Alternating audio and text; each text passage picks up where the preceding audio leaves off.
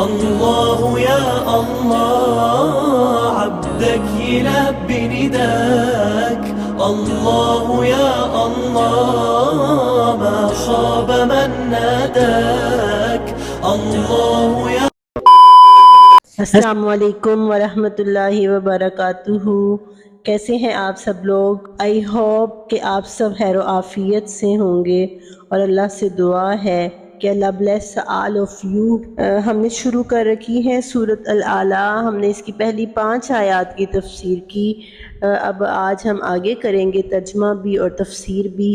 اور پچھلے لیکچر میں اس چیز پہ بات ہو چکی ہے کہ سورۃ اعلیٰ کی جمعے کے دن کے حوالے سے بہت زیادہ اہمیت ہے سورۃ غاشیہ اور سورۃ الاعلیٰ۔ اور رسول اللہ صلی اللہ علیہ وسلم نے یہ بھی فرمایا اس کی پہلی آیت کے بارے میں، اجعلوہا فی سجودکم، کہ اپنے سجدوں میں اس آیت کو پڑھا کرو۔ اور سورۃ الاعلیٰ آپ صلی اللہ علیہ وسلم اور آپ صلی اللہ علیہ وسلم کے صحابہ کی سنت سے یہ ثابت ہے کہ جمعے کے دن آپ صلی اللہ علیہ وسلم اس سورت کی تلاوت کیا کرتے تھے، جس سے یہ ثابت ہوتا ہے کہ جمعے کا دن مسلمانوں کے لیے تذکیر کا دن ہے، واعظ و نصیحت کا دن ہے، دین کو سیکھنے کا دن ہے۔ دین کو سیکھنے کے حوالے سے اس دن کی ایک خاص اہمیت ہے۔ ہم نے دیکھا ہے جب جمعے کے دن کی چھٹی ہوا کرتی تھی تو ہمارے گھروں میں کتنے اہتمام ہوتا تھا جمعے کا۔ سب نے غسل کرنا، جمعے کی تیاری کرنی، جمعے کی نماز پڑھنے کے لیے جانا، ایک اہتمام ہوتا تھا۔ اور جمعے کے دن کی چھٹی ختم ہونے سے اگرچہ مسجدوں میں وہ روٹین ویسے ہی ہے، لیکن وہ جو ایک اہتمام والی چیز تھی نا، وہ بہت حد تک کم ہو گئی ہے، کیونکہ ظاہر ہے تب تو صرف جمعے کی فکر ہوتی تھی اور اب ساتھ اور کاموں کی بھی فکر ہوتی ہے۔ جس طرح یہودیوں کے اندر یوم السبت کی اہمیت ہے، اور پھر عیسائیوں کے اندر اتوار سنڈے کے دن کی اہمیت ہے، ایسے ہی مسلمانوں کے لیے جمعے کے دن کی اہمیت ہے کہ 5 وقت تو نماز پڑھنے جاتے ہی ہیں مسجد میں، لیکن اس دن بالخصوص اپنا مائنڈ بنا کر جائیں کہ ہم کچھ سیکھنے کے لیے جا رہے ہیں، اپنے ایمان کو تازگی بخشنے کے لیے جا رہے ہیں، اپنے ایمان کو ہم پاورفل کرنے کے لیے جا رہے ہیں۔ تو اس حوالے سے جو ہے وہ سورۃ الاعلیٰ اور سورۃ الغاشیہ یہ بتاتی ہیں ہمیں کہ تذکیر کیا ہے، کس چیز کی طرف بلانا ہے، قرآن کی طرف بلانا ہے۔ آپ کی دعویٰ کا، آپ کی جو درس و تدریس کی آپ نے مجالس رکھی ہوئی ہیں، اس کا جو ٹاپک، اس کا جو مین سورس ہے وہ قرآن ہونا چاہیے۔ آپ کی دعویٰ قرآن کے ارد گرد ہونی چاہیے، اس سے ہٹنی نہیں چاہیے۔ تو دیکھتے ہیں سورۃ الاعلیٰ کی آیت نمبر 6۔ الحمدللہ رب العالمین والصلاة والسلام علی سید المرسلین وعلی آلہ واصحابہ اجمعین، اما بعد رب اشرح لی صدری ویسر لی امری واحلل عقدۃ من لسانی یفقہوا قولی، رب زدنی علما۔ آیت نمبر 6، سنقرئک۔ اس آیت کے مخاطب نبی پاک حضرت محمد مصطفیٰ صلی اللہ علیہ وسلم ہیں۔ ویسے تو پورے قرآن کے مخاطب ہی ہمارے پیارے نبی کو کر کے ہی بات کی گئی ہے، لیکن کچھ آیات بالخصوص آپ کے بارے میں نازل ہوئی ہیں، آپ ہی ان کے مخاطب ہیں۔ سنقرئک، اے پیغمبر، اے نبی پاک صلی اللہ علیہ وسلم، ان قریب ہم آپ کو پڑھا دیں گے، فلا تنسا، پھر آپ بھولیں گے نہیں۔ سین جو ہے یہ ان قریب کے لیے آتا ہے، جیسے سیقول السفہاء دوسرے پارے کے شروع میں ان قریب کہیں گے، آنے والے وقت فیوچر کے بارے میں جب بات کرنی ہوتی ہے نا تو اس میں ان قریب کہیں گے یہ کافر لوگ، سیقول السفہاء۔ تو یہاں پہ سنقرئک، ان قریب ہم آپ کو پڑھا دیں گے، فلا تنسا، پھر آپ بھولیں گے نہیں، الا ماشاء اللہ، الا ماشاء اللہ، سوائے اس کے کہ تمہارا رب چاہے، یا جب تمہارا رب چاہے گا۔ اگر تمہارا رب چاہے گا تو بھول بھی سکتے ہیں، لیکن ان قریب ہم آپ کو ایسے پڑھائیں گے کہ آپ اس کو بھولیں گے نہیں۔ انہو، بے شک تمہارا رب، یعلم الجہر وما یخفی، وہ جانتا ہے۔ آیت نمبر 7 کی آگے میں ترجمہ کر رہی ہوں۔ انہو بے شک وہ، ہو کی ضمیر اللہ کی طرف، انہو بے شک وہ اللہ، یعلم وہ جانتا ہے، الجہر ظاہر کو بھی، وما یخفی اور جو پوشیدہ ہے، ظاہر اور پوشیدہ کو وہ جانتا ہے، وَنُيَسِّرُكَ اور ہم آسان کر دیں گے تمہارے لیے، وَنُيَسِّرُكَ لِلْيُسْرَىٰ آسانیوں کو، ہم آسانیوں کی طرف تمہیں آہستہ آہستہ لے کر جائیں گے، آہستہ آہستہ ہم آپ کو آسانیوں کی طرف لے کر جائیں گے۔ یہ آیات جو ہیں نبی پاک صلی اللہ علیہ وسلم کی اس معجزے کی طرف اشارہ کر رہی ہیں جو قرآن کی صورت میں اللہ تعالیٰ نے آپ صلی اللہ علیہ وسلم کو عطا کیا تھا۔ صورت الگ کی تفسیر میں ہم نے یہ بات سمجھی کہ جب فرشتہ نبی پاک صلی اللہ علیہ وسلم کے پاس غار حرا کے اندر وحی لے کر آیا تھا تو اس وقت آپ صلی اللہ علیہ وسلم نے کیا فرمایا تھا؟ آپ نے فرمایا ما انا بکاری، میں پڑھنا لکھنا نہیں جانتا۔ آپ نہ پڑھنا جانتے تھے نہ لکھنا جانتے تھے، اس کے باوجود ایک ایسی کتاب آپ کو عطا کر دینا اور پھر اس کتاب کو حرف بہ حرف آپ کو یاد کرا دینا، آپ کو حفظ کروا دینا، یہ یقیناً اللہ تعالیٰ کا ایک بڑا معجزہ ہے۔ اللہ تعالیٰ نے اس معجزے کا یہاں پر ذکر کیا ہے اور رسول اللہ صلی اللہ علیہ وسلم کی اس مبارک عادت کا ذکر کیا ہے، تو آپ کی اس پریشانی کا ذکر کیا ہے جو آپ پر جب وحی نازل ہوتی تھی تو آپ پر طاری ہو جاتی تھی، آپ پریشان ہو جاتے تھے۔ حضرت عبداللہ بن عباس کی روایت ہے، صحیح بخاری میں آتا ہے، عبداللہ بن عباس راوی ہیں کہ رسول اللہ صلی اللہ علیہ وسلم قرآن کے الفاظ اس ڈر سے کہ کہیں بھول نہ جائیں، ساتھ ساتھ آپ صلی اللہ علیہ وسلم ادا کرنا شروع ہو جاتے تھے۔ جب وحی نازل ہو رہی ہوتی تھی تو تیزی سے آپ صلی اللہ علیہ وسلم بھی اس ڈر سے کہ کہیں آپ بھول نہ جائیں، آپ ان الفاظ کو دہراتے جاتے تھے۔ اور ایسے ہی مجاہد اور کلبی کی روایت ہے کہ جبرائیل علیہ السلام جب وحی پڑھ رہے ہوتے، جب آپ کو وحی سنا رہے ہوتے تو اس ڈر سے کہ کہیں میں بھول نہ جاؤں، پیارے نبی صلی اللہ علیہ وسلم ساتھ ساتھ دہرانا شروع کر دیتے تھے۔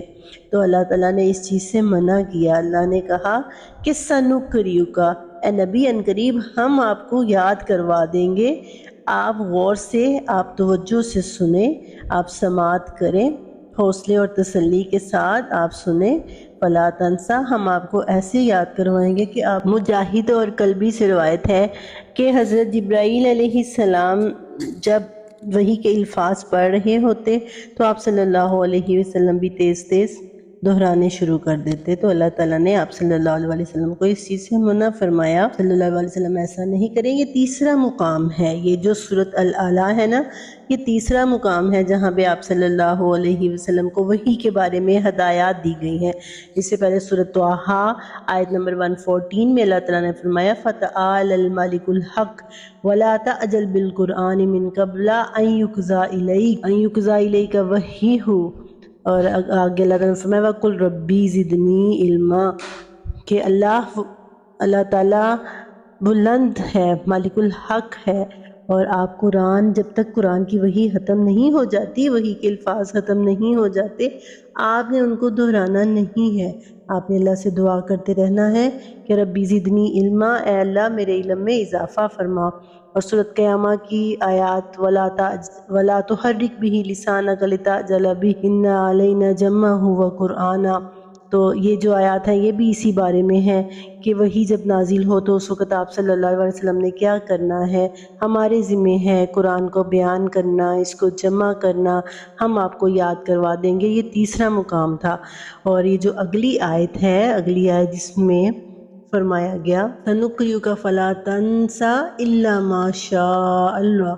إِنَّهُ يَعْلَمُ الْجَهْرَ وَمَا يَخْفَىٰ،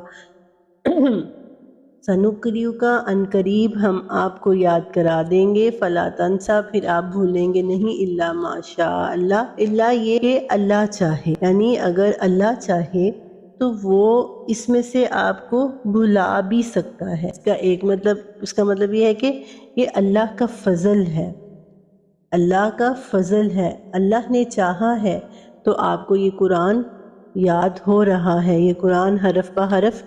آپ کو یاد ہے۔ اور دوسرا اس کا مطلب یہ بھی ہو سکتا ہے کہ اگر آپ اس میں سے کچھ بھول جاتے ہیں، اگر آپ صلی اللہ علیہ وسلم اس میں سے کچھ بھول رہے ہیں تو الا ما شاء اللہ،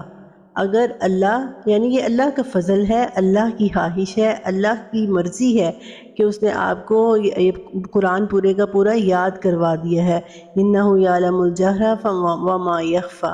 کہ اللہ تعالیٰ پوشیدہ باتوں کو بھی جانتا ہے اور ظاہر باتوں کو بھی جانتا ہے، کہ جس طرح آپ صلی اللہ علیہ وسلم وحی کو اپنے منہ میں آہستہ آہستہ پڑھنا شروع کر دیتے ہیں تو اللہ کو خبر ہے اس چیز کی، اللہ تعالیٰ اس چیز سے ناواقف نہیں ہے، اسی لیے آپ صلی اللہ علیہ وسلم ایسا نہیں کریں، اللہ سے دعا کرتے رہیں وہ آپ کے علم میں اضافہ کرے تو اللہ تعالیٰ وَنُيَسِّرُكَ لِلْيُسْرَىٰ، ہم معاملات کو آپ کے لیے آسان کرتے جائیں گے، بتدریج نُيَسِّرُكَ،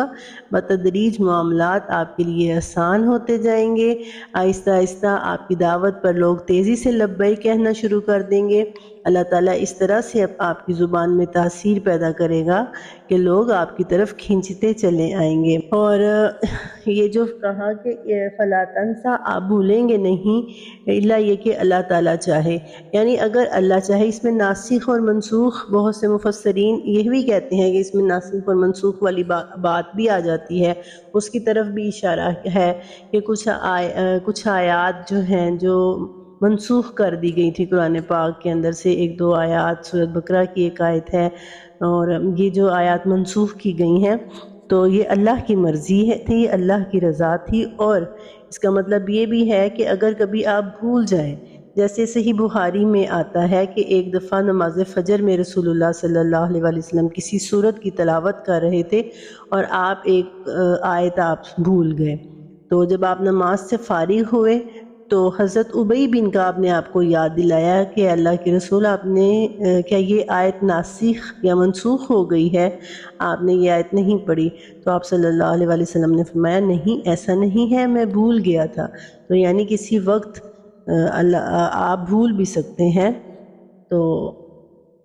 یہ اللہ کی مرضی سے یہ چیز ہو سکتی ہے۔ تو وَنُيَسِّرُكَ لِلْيُسْرَىٰ، ان قریب ہم آپ کے لیے آسانی پیدا کر دیں گے۔ یہ ایک مضمون پہ بات ہوئی ہے ان تینوں آیات کے اندر جو وحی کے بارے میں ہے۔ اور اگلی آیت فَذَكِّرْ إِن نَفَعَتِ الذِّكْرَىٰ، آپ صلی اللہ علیہ وسلم نصیحت کرتے رہیے۔ یہ آیت نمبر 9 کے اندر اللہ تعالیٰ فرما رہے ہیں کہ اے محمد صلی اللہ علیہ وسلم، قیامت مثمر ہے اس آیت کے اندر، بہت الارمنگ آیت ہے یہ۔ اللہ تعالیٰ نے نبی پاک کو حکم دیا کہ آپ کا کام نصیحت کرنا ہے، آپ کا کام تذکیر کرنا ہے، آپ کا کام ڈرانا ہے۔ فذکر، آپ ڈرائیے، ان نفعت الذکریٰ، اگر انہیں، اس کا مطلب یہ ان کو آپ ڈرائیے جن کو نصیحت کرنا نفع دیتا ہے، یا آپ ڈراتے رہیے، اس سے وہ لوگ نفع حاصل کر لیں گے جو نصیحت حاصل کرنا چاہتے ہیں۔ یعنی سیذکر، ان قریب نصیحت حاصل کر لے گا، من یخشا، جو ڈرتا ہے، جس کے اندر تقوی ہے، جو اللہ کے عذاب سے ڈرتا ہے، جو اللہ کی آیات پر ایمان لاتا ہے اور قیامت کے دن برپا ہونے سے، حساب سے، یوم حساب سے ڈرتا ہے، وہ خود ہی نصیحت حاصل کر لے گا۔ تو یہ اللہ تعالیٰ نے فرمایا کہ آپ کا کام صرف ڈرانا ہے۔ یہ وہی بات ہے جو سورۃ غاشیہ کے اینڈ پہ بھی اللہ تعالیٰ نے فرمائی، وہی بات یہاں پر دوسرے طریقے سے بیان کی ہے کہ لست علیہم بمسیطر، آپ ان پر کوئی دروغہ نہیں ہے۔ فذکر انما انت مذکر لست علیہم بمسیطر، اور یہی بات یہاں پر بھی اللہ تعالیٰ نے دوسرے انداز میں بیان کی ہے۔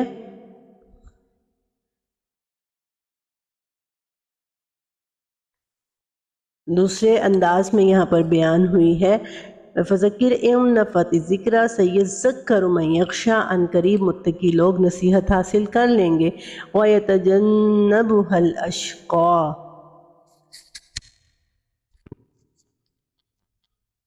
وَيَتَجَنَّبُهَا الْأَشْقَىٰ، اور بچا لیا جائے گا اس نصیحت سے، اس تذکیر سے بچ جائے گا یا اپنے آپ کو بچائے گا۔ اشقا، بدبخت، برا انسان اپنے آپ کو اس نصیحت سے بچا لے گا، الذی یصلی النار الکبریٰ، وہ کہ جس کے لیے بہت بڑی آگ تیار کر رکھی ہے اللہ تعالیٰ نے، وہ اس وصیت سے، اس تذکیر سے وہ بچ جائے گا، دور رہے گا، اجتناب کرے گا۔ اجتناب سے ہے نا، اجتناب کرے گا، اگنور کر دے گا۔ اجتناب کا مطلب ہوتا ہے جنوب سے ہے، یہ پہلو بدل لے گا، یعنی اپنا پہلو بچا لے گا وہ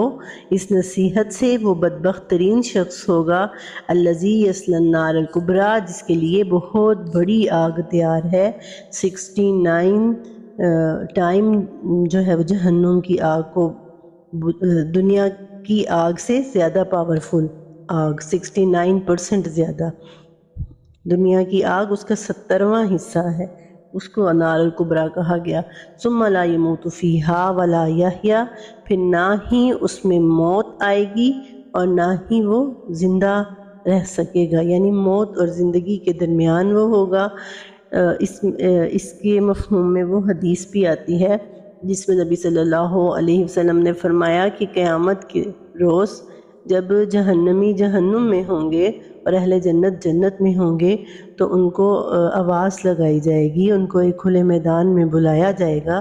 تو جہنمی سمجھیں گے کہ شاید ان کے لیے کوئی خوشخبری ہے،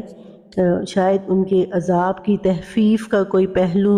اللہ تعالیٰ کو نظر آ گیا، یا شاید آج کے دن ان پر کوئی عذاب کم ہونے والا ہے، اور ایسے ہی اہل جنت بھی سوچ رہے ہوں گے۔ تو اس وقت کیا ہوگا کہ اللہ تعالیٰ ایک بڑے میدان کے اندر ایک مینڈے کو بلائیں گے اور اللہ تعالیٰ فرمائے گا کہ یہ موت ہے، موت جس کے آنے سے تم دنیا میں ڈرتے تھے، یا وہ موت جس کے بارے میں تم فکر مند رہتے تھے، آج اس موت کو ذبح کر دیا جائے گا، مینڈے کی شکل میں لا کر اسے ذبح کر دیا جائے گا، اور اللہ تعالیٰ فرمائے گا کہ موت ختم، اب تم بھی ہمیشہ اور میں بھی ہمیشہ، تم ہوگے یا میں ہوں گا، اور جنت والے خوش ہو جائیں گے کہ وہ ہمیشہ جنت میں رہیں گے، اور اہل جہنم جو ہیں وہ پھر اپنی اس مایوسی میں اور اپنے اس عذاب میں ساری زندگی کے لیے وہ اس میں ہی مبتلا رہیں گے، اور پھر ہمیشگی کی جہنم اور ہمیشگی کی آگ کا عذاب۔ اللہ تعالیٰ سے ہم پناہ مانگتے ہیں اس عذاب کی، اس عذاب سے، اللہم اجرنا من النار، اللہم اجرنا من النار، آمین۔ تو موت کو وہاں پر موت دے دی جائے گی، ثم لا یموت فیہا ولا یحییٰ۔ آگے اللہ تعالیٰ نے فرمایا قد افلح من تزکیٰ، کامیاب ہو گیا وہ شخص جس نے تزکیہ نفس اختیار کیا، جس نے تزکیہ اپنے نفس کا تزکیہ کیا، جس نے اپنے نفس کو پیوریفائی کیا۔ پہلے بھی افلاح کی میں نے آپ کو کافی ڈیٹیل بتائی تھی کہ فلاح کسان کو کہتے ہیں، فلاح وہ ہوتا ہے جو ایک پودا بیج لگاتا ہے پودے کے لیے، پھر بیج لگانے سے لے کر پودا بننے تک، اور پھر بعد میں کیسے وہ اس کی حفاظت کرتا ہے، کیسے وہ اس کی آبیاری کرتا ہے، کیسے وہ اس کا دھیان رکھتا ہے۔ تو بالکل ایسے ہی اپنے نفس میں ایمان کا بیج بونے کے بعد پھر اسی ایمان کی جو حفاظت کی جاتی ہے، اس ایمان کو کمزور نہیں ہونے دینا، وہ اس ایمان کے پودے کو مضبوط کیسے بنانا ہے، نماز کے ذریعے، قرآن کے تلاوت قرآن کے ذریعے، قرآن کی کلاسز کے ذریعے، ایسے پروگرام لے کر، رمضان میں روزے رکھ کر، اللہ کی عبادات کر کے، اللہ کا ذکر و اذکار کر کے، یہ سارے کام کر کے جس نے کسان کی طرح اپنے ایمان کے پودے کی حفاظت کی، تو گویا اس نے تزکیہ نفس کیا، اور تزکیہ نفس کے اندر، تزکیہ نفس میں تذکیر کا ایک بڑا اہم کردار ہوتا ہے، اور اس کے لیے اب جیسے بات چل رہی تھی، مسلمانوں کے لیے جمعے کا دن رکھا گیا کہ جمعے کے دن وہ اپنی تذکیر کریں گے، تذکیر کے ذریعے وہ اپنا تزکیہ نفس کریں گے، اپنے ایمان کے پودے کو وہ قوت دیں گے، پانی دیں گے، روشنی دیں گے، اور اس طرح سے وہ اپنے ایمان کے پودے کو مضبوط کریں گے۔ اور اسی لیے آگے فرمایا وَذَكَرَ اسْمَ رَبِّهِ وَذَكَرَ، اور اس نے ذکر کیا اسم ربی اپنے رب کے نام کا، وہی جو شروع میں بھی آیا اسم ربک الاعلیٰ، سب بھی اسم ربک الاعلیٰ، اور یہاں پر بھی ذَكَرَ اسْمَ رَبِّهِ اپنے رب کا ذکر کیا، فصلی پھر نماز پڑھی۔ یہ ڈاکٹر اسرار احمد یہاں پہ یہ تفسیر کرتے ہیں کہ ذَكَرَ اسْمَ رَبِّهِ سے مراد خطبہ جمعہ ہے، اور فصلی سے مراد پھر نماز ہے۔ خطبہ جمعہ میں نبی پاک صلی اللہ علیہ وسلم قرآن کی تلاوت کیا کرتے تھے، قرآن کو سمجھایا کرتے تھے لوگوں کو، یہ احادیث سے ثابت ہے۔ اور یہی بات میں نے پچھلے لیکچر میں بھی بتائی کہ نبی پاک صلی اللہ علیہ وآلہ وسلم کی دعویٰ کا، نبی پاک صلی اللہ علیہ وسلم کے خطبے کا مرکز قرآن ہوا کرتا تھا، اور آپ قرآن ذَكَرَ اسْمَ رَبِّهِ اپنے رب کا ذکر کرتے، یعنی قرآن لوگوں کو سناتے۔ آتا ہے کہ 2 خطبے نبی پاک صلی اللہ علیہ وسلم دیا کرتے تھے، پہلے خطبہ دیتے، پھر آپ صلی اللہ علیہ وسلم تھوڑی دیر راحت کرتے، بیٹھ جاتے، پھر آپ صلی اللہ علیہ وسلم دوبارہ خطبہ شروع کرتے، جس سے یہ مراد ہے کہ جو 4 رکعتیں ہیں، جو ظہر کی نماز کی 4 رکعتیں ہیں، ان کو اس طرح پورا کیا جاتا کہ پہلا خطبہ، دوسرا خطبہ، اور پھر 2 رکعتیں، یعنی اس طرح 4 رکعتیں آپ اس طرح پوری کیا کرتے۔ یہ مفہوم مفسرین اس سے لیتے ہیں، فصلی پھر نماز پڑھی۔ بلکہ تؤثرون الحیات الدنیا، یہ آیت سمجھ لیں جان ہے اس صورت کی، کہ تم دنیا کی زندگی کو ترجیح دیتے ہو، تمہاری پائیورٹیز آخرت نہیں ہے، تمہاری پائیورٹیز دنیا کی زندگی ہے۔ جمعے کے دن سستی تمہارے اوپر چھائی ہوتی ہے، نماز پڑھنے آتے ہوئے بھی سستی ہوتی ہے، اور پھر آنے کے بعد بھی دنیا کی باتیں کرنا، خطبے کے دوران بولنا سخت گناہ ہے۔ حدیث میں آتا ہے کہ جو خطبے کے دوران بولا گویا اس نے لغو بات کی،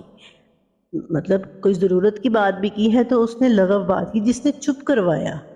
2 بولتے ہوئے لوگوں کو کہا چپ ہو جاؤ، اس سے بھی منع کیا گیا کہ یہ بھی نہیں کہنا۔ اور پھر تؤثرون الحیات الدنیا میں اور بھی بہت سے پہلو آ جاتے ہیں، اس میں اور بھی بہت سے پہلو ہیں کہ دنیا کے ہر معاملے میں پائیورٹی سیٹ کی ہوئی ہیں کہ دنیا